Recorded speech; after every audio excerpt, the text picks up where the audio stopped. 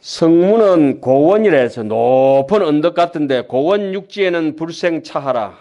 유마경에 나오죠. 높은 언덕에서는 연꽃이 피지 않는다. 그럼 연꽃은 어디에 핍니까? 하암의 일성사상 중에서는 대성에서는 니섭 언니의 차하니라. 차하니라. 번뇌 덩어리 속에서 번뇌 속에서 바로 연꽃이 피어야 된다. 대표적으로 보현행원품의 항순 중생편이죠. 중생한테 잘하는 것이 부처님한테 잘하는 것이라고 보현행원의 9번째 개성에서 철저하게 얘기해놨죠. 그래서 중생이 근본이고 뿌리고 그 얘기 처음 볼 때 깜짝 놀랐어요. 중생이 뿌리고 부처님은 가지다. 꽃과 열매다 이래놨잖아요. 항순 중생편에. 아마 우리가 생각할 때 부처님이 근본이 돼야 되고 중생은 그 매달려 살아야 되는데 중생이 뿌리다 이래놨어요. 그 사람들이 보면은 밑에 사람들한테 잘하는 사람이 제일 좋은 사람이고 위에 사람한테 잘하는 사람도 아부지. 예.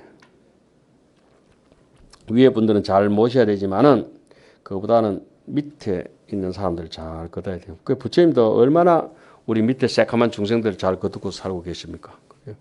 이 하암경의 요지가 항순 중생에 있는 것이 같아요. 뭐 첫 번째는 뭐 예경제불 때 해야 되겠지만은 마지막 결론은 예경제불 해가지고 결론은 중생한테 잘해라. 하 중생이 상구보리보다가 상구보리의 목적은 하 중생에 있는 것 같다. 이런 말씀입니다. 연후에 보조 일처대지니 그런 뒤에 일체 대지를 비춘다. 일체 대지를 비춘다면 대지에는 평범한 사람들 지옥 악의 축생 온갖 게 다 섞여 살잖아요. 그죠? 조금 고상한 고원, 좀 높은 산도 있고 더 높은 산도 있고 이런 걸 낮춰 가지고 대지. 예. 일부장염 호대 태양은 아무 생각이 없다. 아선 내가 여기를 먼저 비추고 저기 먼저 비추려 하지는 않지만은 후조 업히 하지만은 다만 이 산과 땅이 스스로 높고 낮은 게 있어서 중생의 근기에 지 근기에 따라서 부처님이 받아들이기도 하고 못 받아들이기도 한다. 조유 선운이라 받아들이는 비추는 데에 선우가 있는 것과 같다. 그래서 땅은 이렇게 평범하게 한 종류인데 소초에 보면은 완전 결정적인 믿음을 가지고 평범하게 살지만은 정정치라 올바르게 다음 생에 반드시 불생불멸의 인가를 받을 사람이 있고 또 다음 생에 한 축생쯤 인연이 되는 사람은 부정치 중생이라 그 기신론 같은 경우는 부정치 중생을 위해서 써놨다 하죠. 사정치냐 정정치냐 삿된 것에 또 떨어지지 않고 올바른 곳에 아예 들어가지 못하는데 잘하면 좋은 쪽으로 쏠리고 못하면은 쫄딱 미끄러져 가지고 타락해버리는 거. 예. 그렇게 되면은 이제 부정치 중생을 위해서 써놨다 그러죠.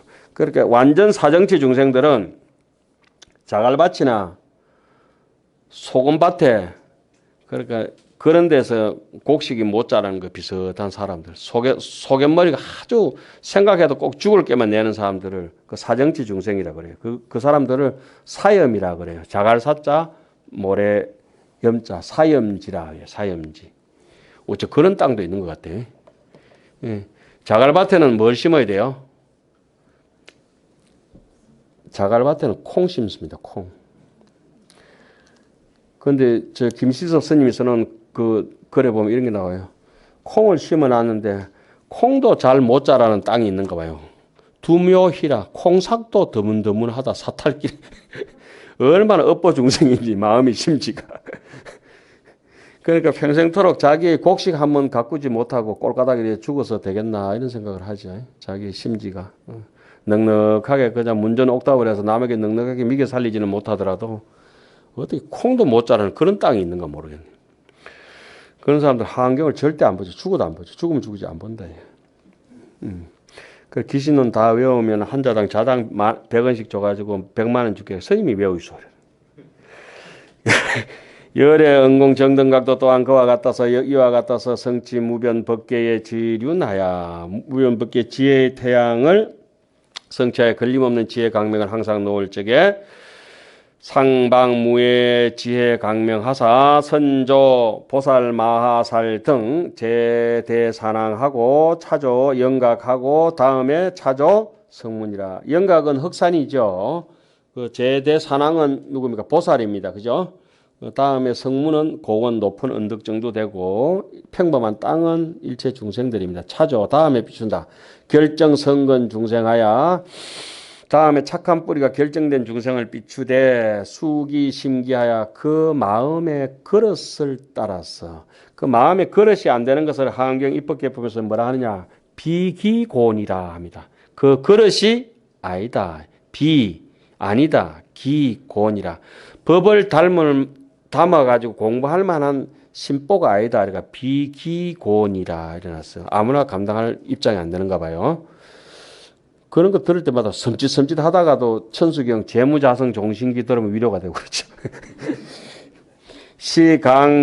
강대지하고 강대한 지혜를 보인 뒤에 연후에 보조 일체 중생하며 일체 중생을 널리 비추며 내지는 사정이라도 아주 못돼 빠진 악독한 중생이라도 역계 보고하나니 잘못 아주 삿대 빠진 그런 소갈딱지를 가지고 있는 사람도 또한 널리 다 비추나니라.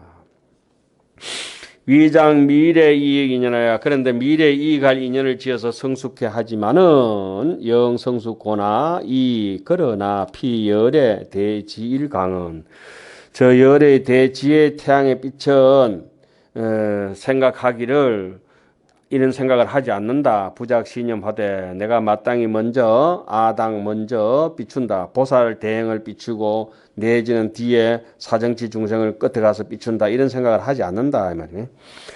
그러니까 뭐 무심한데 뭐 그런 생각하겠습니까? 그러니까 집착이 없으니까 다만 광명 다만 광명을 놓아가지고 읽든지 말든지 그러니까 읽든지 말든지 그 서장 같은데 어떻게 얘기합니까? 양이가 약을 지어주되 복여 불복은 먹고 안 먹고는 환자 자신의 문제다. 예? 그 얘기를 해놨죠. 먹고 안 먹고는 지 문제지 내 문제가 아니다. 다만 강명을 놓아 평등하게 두루 비추되 평등 보조하되 무예무장하며 장애도 없고 장애가 없으며 또 분별하는 마음도 없나니라. 불자야 비유하건대 뭐 태양이 무슨 그 분별심이 있겠습니까? 태양은 뭐 비 오는 날도 해가 뜨고 눈 오는 날도 해가 뜨고 해가 안 뜨는 날 없죠. 환한데 눈이 막혔을 뿐이고 구름이 끼었을 뿐인데 오늘이 보름날인가요? 오늘이 보름이죠. 오늘 보름달 구름 끼는데 뜨겠죠. 구름 끼도 보름달 뜨죠. 나이트 플라이트 야간 비행 생텍 지표를 보면 보름날이 그 태평양 부에노스아이레스에서 떨어져 죽지만은 밑에는 비가 억수같이 쏟아지는데 먹구름을 차고 올라가니까 한 30분 뒤에 비행기는 남태평양 바다에 추락해 죽지만은 보름달이 구름이 환하게 떠가 있죠. 우리도 뭐 곧 중생 노름하고 살지만 뚫고만 올라가면 보름달은 있겠죠. 뭐. 예? 생택지별이 야간 비행. 갑자기 그거 생각하니까 신경질이 막 나네. 강의 다 하기 싫고요. 다른 사람 다 보는데 왜 우리는 못 보냐 이런 말씀 아니에요.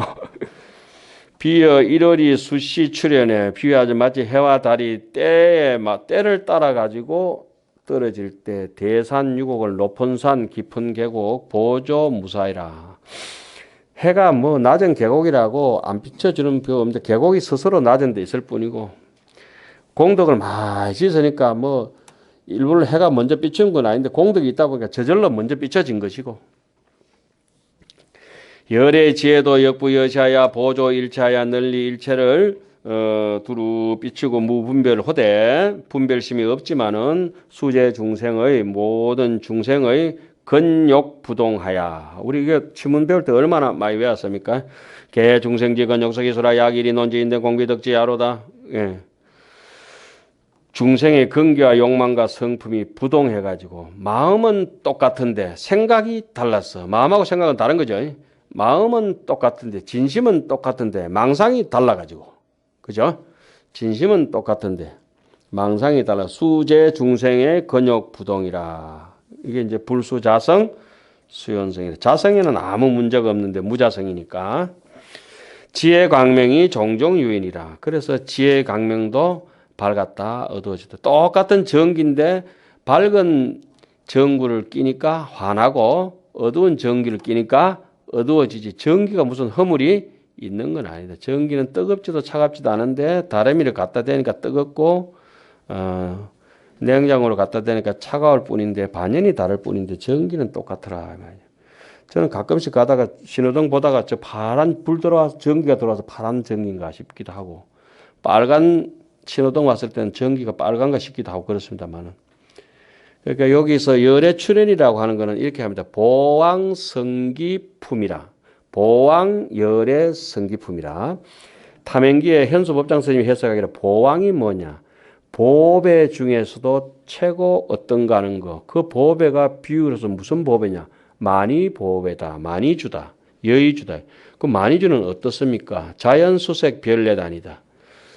투명해서 색깔이 없다. 그런데 오는 색깔 따라서 맞춰준다. 이렇게 해놨어요. 그러니까 여기 열애가 출현하는 거는 중생의 지 눈높이만큼 이렇게 나타난다. 이제 부처님을 칭견하는 게. 뭐, 좋은 부처님, 나쁜 부처님, 크고 작은 부처님의 자기 생각만큼 나타나죠. 불자야 시위 열애 시는 제4상인이 오늘은 이제 5번째까지 하고 마치겠습니다. 상인이 이것이 보살마살은 응당히 이와 같이 간체 보살마살의 네 번째 모양이니 보살마살은 마땅히 이와 같이 보아야 하느니라. 이제 한 꼭지만 더 하고 절반하고 마치겠습니다. 부차 불자야 또다시 불자야 비여 일출에 비유하자면은 마치 해가 뜨는 것을 생명 선천적으로 눈이 어두운 사람, 장애가 있는 중생이 무안근고로 안근이 없는 까닭에 눈이 없는데 뭐 아예 선천적으로 한 번도 본 적이 없는데 뭐 태양이 떴든지 말든지 상관이 없죠. 중생은 눈이 없어 일찍이 보지 미정덕견이야. 일찍이 보지 못했나니 한 번도 하안경을 못 봤다.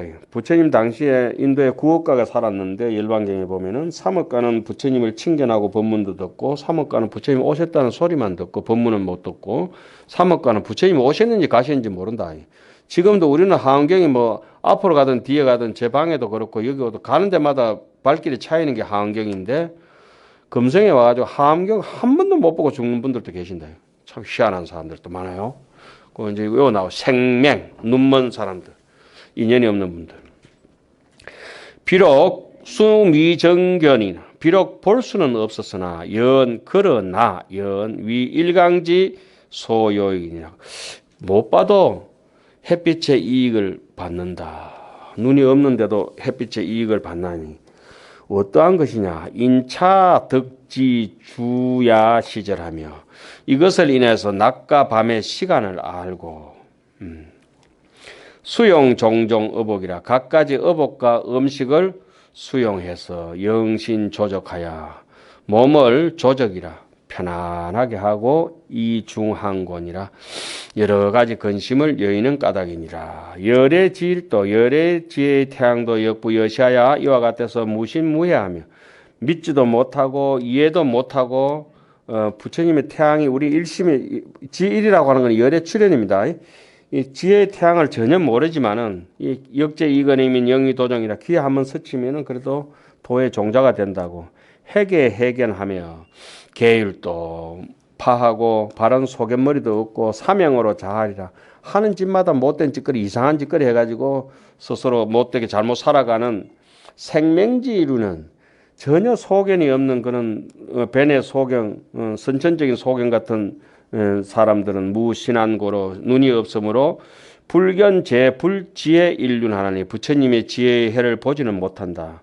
비록 수불견이나 볼지는 못할지라도 불지의 인륜을 보지도 못할지라도 여위 그러나 지일지 소요이니 또 지혜의 이익을 받게 되는데 어쩌한 까닭이냐. 이 불위력고로 부처님의 미실력으로서 영피 중생의 저 중생들의 소유신고와 또 모든 번뇌와 몸뚱이나 생각에 있는 번뇌와 미래의 고인으로 하여금 개소멸권이라 모두 다 없어지게 한다. 불자야 열애께서 유강명하니 열애께서 이제까지 간단하게 설명했죠. 여기서부터는 이제 자세하게 설명합니다. 부처님께서는 열애께서는 강명이 있으니 적집 일체 공덕이며 일체 공덕을 적집했다. 광명이라고 하니까 우리 흔히 빨주노초 파남부 이렇게 빛이 나오는 이 가시광선을 얘기하는 거예요. 우리 흔히 뭐 의학적으로 보더라도 일반적으로 상식으로 보더라도 눈으로 볼 수 있는 거는 빨주노초 파남보지만은 그 빨주노초 파남 보라색 넘어 저쪽에 광선은 눈에 안 보이지만 자외선이죠. 빨간색 너머의 빛은 뭡니까? 적외선이죠. 하다 못해가지고 스님 어제 뭐 사진도 많이 찍으시던데 엑스레이도 있고 또 뭐 MRI도 있잖아요, 그죠? MRI도 있고 빛은 이렇게 보면은 거친 빛들은 거친 지혜는 굴절대가 튕기는 것들이고 부드러운 지혜는 엑스레이만 하더라도 렌트gen만 하더라도 뚫고 나가버리고 마음도 고운 지혜는 미세하게 고운 지혜는 삼세를 간통해버리고 시방을 뚫어버리죠. 그 벽에 있어도 문제가 안 되니까 통광이라 하죠. 통광. 예. 언제나 변함이 없으니까 그걸 상광이라 하죠. 상광. 그래서 세주명언 보면은 한방강명, 보방강명, 상방강명, 항방강명, 능출강명 이렇게 다 얘기를 하죠. 글자를 달리 다니면 항상 상자, 뭐 통할 통자, 원말할 원자, 진음이라 하기도 하고 이름이라 하기도 하고 부처님의 말씀을 그렇게 하는 거죠. 여러 개서 강명이 있으니 이게 강명이라니까 흔히 시체적으로 지식적으로 해가지고 뭐 빛에 밝고 어두운 이 정도도 하겠지만은 그걸 다른데 비유해놨죠. 그런 걸 적사표법이라 합니다. 모든 일체 공덕을 적지하는 게 빛나는 인생이다. 또 강명이 있으니 일체 중생을 널리 비추는 것이고 또 강명이 있으니 청정자재조요. 청정하고 자유롭게 자유자재하게 비추는 것이다. 또 강명이 있으니 능출대묘입니다. 왜 큰 소리를 하느냐? 모든 중생을 깨치려고. 묘는 무슨 묘자냐? 묘자는 세간에 있음에도 세간에 물들지 않는 것을 묘정이라 합니다. 묘정, 능엄에서. 그 청정은 어떠냐? 허공청정처럼 본래 없는 것이 청정이고 진짜 출세간의 청정을 청정이라 하고 세속하고 더불어 살면서도 물들지 않는 것을 묘정이라 한다. 이렇게 능경 해석은 그래 해놨죠. 여기서 묘출 대묘음도 그런 말이고 육조 스님도 금강경 서문에 묘유로 위용이라 해놨죠. 무주로 위치하고 머무름 없는 것으로 본체로 삼고 묘유로 묘하게 있는 것으로서 중생의 그 근기에 맞춰 있는 것으로서 내 마음의 작용을 삼는다 해놨죠. 무주로 무상으로 위정하고 무주로 위치하며 묘유로 위용이니라 이렇게 해놨어요.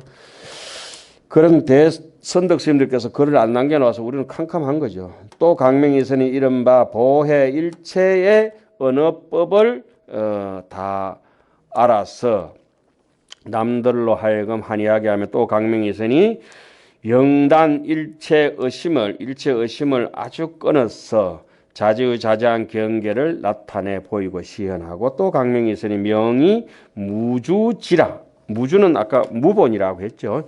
무주 머무름 없는 지혜. 이게 열의 출현입니다. 사실은 열의 강명이 있으니 이름은 머무름이 없는 지혜로 자유롭게 두루 비추는 것이다.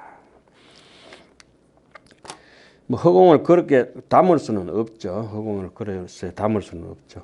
유강명이 있으니 영단 끊어버린다. 일체의 희론 자재질을 끊어버린다. 아주 그 모든 희롱거리를 아주 끊는 자유자재한 지혜. 또 강명이 있으니 이름이 수소응 출묘음성이라. 강명에서 이름은 마땅한 대로 묘한 음성을 낸다. 알맞게. 유강명하니 또 강명이 있으니 명, 출, 청정자재음하여 청정하고 자유자재한 음성을 내어서 국토를 장엄하고 성숙 중생이니라. 중생을 성숙해 함이니라. 불자야 열의 일일모공에 부처님의 아주 정말 작은 조그만 그 모공 작을 때 작은 것으로서 거기서 여시등 이와 같은데 천종의 강명을 냈다. 큰 데서 뭐 천종 만종 내는 거는 대단하지도 않지만은 이런 것 우리는 흔히 진공 묘유라고 얘기를 하죠. 열의 일일모공의 방여시등 천종 강명이라. 묘유. 500광명은 보조 하방하고 500광명은 하방으로 향하고 또 500광명은 보조 상방이라. 하방으로 행한다는 것은 우리가 해야 될 자분행이라 한다면은 500광명이 위로 이제 올라간다고 하는 것은 성진, 더 수성하고 나아가고 발전한다 이런 말씀이죠. 보조 상방으로 흔히 하하중생 상구보리라. 종종 찰중에 종종 불소 제보살 중이거든. 가지가지 부처님 처소에 있는 모든 보살 대중들에게 비추느라 귀 보살 등이 견차 광명하고 맞춰야 되는데 좀 기네. 큰일 났네. 그래도 5번까지 하겠습니다. 이 강명을 보고 일시에 개덕 열에 경계하여 십두 십안가 십이 십비와 십설 십신가 십수 십족가 십지 십지가 계실 청정하며 10개의 머리와 눈과 귀와 코와 혀와 몸과 손과 발과 지와 10가지 지혜가 다 청정하나니라. 이거 좀 뛰어난 사람들, 조금 빠지는 사람들은 피제보살, 조금 모자라는 보살들은 선부촉 제보살, 선혼염 제보살 그렇게 얘기하죠. 선수, 성치, 제처, 제지가 먼저 성취한 모든 처소와 모든 지위에서 견피 강명하고 그 강명을 보고 전갱 더욱 더 청정해지고 일체 성근이 계실 성수가에 모두 성수가여 일체지하여며 일체지에 나아가느니라. 그 다음에 보살은 끝나고 성문영각은 주 이성자가 멸일체고 이성의 성문영각에 머문 사람 모든 번뇌의 때를 소멸하고 또 그 나머지 성문영각에도 속하지 못하는 우리의 일체 범부 중생들은 일분 생명 중생이 그 외 한 부분이 선천적인 그 소경인 그 눈먼 사람 중생도 신기 쾌락하고 몸도 이미 쾌락하고 심력 청정하여 마음도 홀가분해져 가지고 유연조복하고 유연하다고 하는 것은 삼매를 상징하죠. 유연 탄력한 게 그러니까 우리가 주가신을 얘기할 때도 제1번을 맛있는 그 곡식을 유연성미라고 하죠. 유연하고 맛난 음식이다. 유연조복. 뭐 뻑뻑하면 좀 골치 아프죠. 감수염지하여 능히 지혜를 닦게 되나니라. 그 다음에 거기도 못한 아주 악독한 사람들, 지옥, 악귀, 축생 여기 사는 무리들은 재치 소유하여 그 지옥, 악귀, 축생을 다른 말로는 우리 탐진치라고 이렇게 얘기하죠. 소유 중생이 개덕해라가야 지옥, 악귀 중생들도 성불해가지고 지옥 중생 빼뜨려 버리면 안 되죠. 영덕만 성불할 게 아니고 청송도 다 성불해야 돼요. 영덕 되는 사람도 성불해야 되고 청송교도소도 성불해야 된다 이 말씀입니다. 쾌락하여 해탈 중과하고 명종의 계생 천상 인간하나니라. 여러 길에 있는 중생들도 모두 즐거움을 얻고 온갖 고통에서 해탈하며 목숨을 마치며 모두 하늘과 천상에 나느니라. 불자야 피제 중생이 저 모든 중생들은 불각 부지 이하 인연이며 불각 부지 이하 인연이며 이하 실력으로 이 내생차하고 피생맹자가 장여시녀 모대 아시 범천하며 아시 범하로라 하야든. 무슨 신통의 힘으로 무슨 인연과 신통의 힘으로 내가 여기에 와서 태어나고 여기에 와서 태어나는 줄을 알지를 못하고 깨닫고 알지를 못하고 불각부지하고 또 저 변의 소경은 저쪽에 선천적인 눈먼 사람은 생명은 또 이와 같은 생각을 해서 내가 범천이며 내가 범천의 변화라고 하느니라 착각하느니라.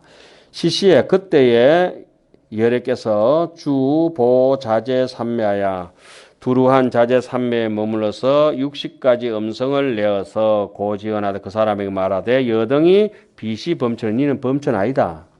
역비 범하다. 니는 또 범천이 변화한 것도 아니고 역비 재석 호세 소작이요. 니가 또 재석천이나 호세 사천왕이 지은 것도 아니고 계시 열의 위신지력이라면 다 모두 열의 위신력이라고 하시나니라.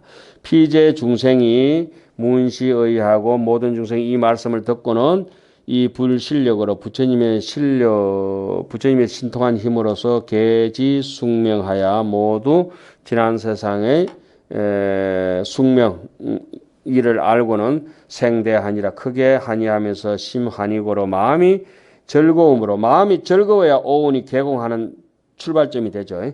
마음이 그 오온이 개공한 걸 처음 느끼면은 마음에서 한의심이 일어난다 그러죠. 그리고 편안한 마음이 일어난다 그러죠. 마음이 불안하고 짜증나고 이런 사람들은 그 한의지가 이제 못 들어가서 그렇죠.